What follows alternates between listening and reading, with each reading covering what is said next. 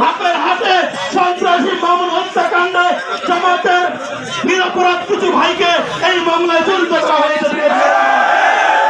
আমি বলতে চাই, যারা এই বাংলাদেশে এই স্বাধীনতার প্রাঙ্গণের রাজনীতিতে যারা গোলাপ পানিতে মাছ শিকার করতে চান, তাদের উদ্দেশ্যে বলতে চাই, এই রাজনৈতিক ময়দানে আপনারা আগুন জ্বালাবেন না। আগুন জ্বালান, সেই আগুনের দিকে পড়ে যাবেন। আপনারা তাদেরকে ভয় দেখান।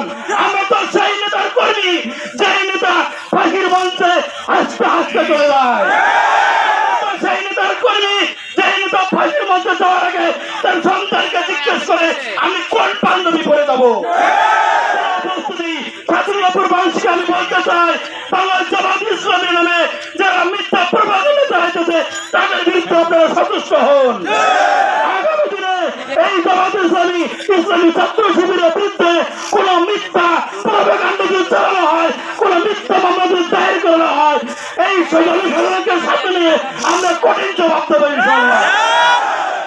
সবাইকে উদ্যত্ত আহ্বান জানিয়ে এই হত্যাকাণ্ডে যা প্রকৃত আসামি তাদেরকে খুঁজে বের করে নিরাপরাধ জামাত ইসলামীর যারা নেতৃবৃন্দ আছে তাদেরকে এই মামলা থেকে অব্যাহতি দিয়ে তুরন্ত চার্জশিট প্রদান করার জন্য উদ্যত্ত আহ্বান জানাই। ছাত্রপুর বাসিন্দারা এই মাহফিলে এসেছেন, এই সমাবেশে এসেছেন, সবাইকে উদ্যত্ত আহ্বান জানিয়ে আমি কথা এখানে শেষ করছি। আসসালামু আলাইকুম রহমতুল্লাহ। এই পর্যায়ে কথা নিয়েছেন ইসলামী ছাত্র শিবির গাইবান্ধা জেলা শাখার সংগ্রামী সভাপতি ফেরদৌস হোসেন রহমান ভাই।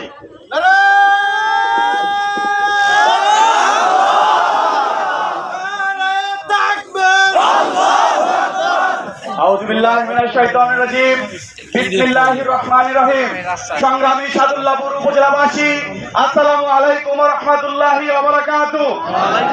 আপনারা নিশ্চয়ই অবগত আছেন এই ফ্যাসিস্ট সরকার পতনের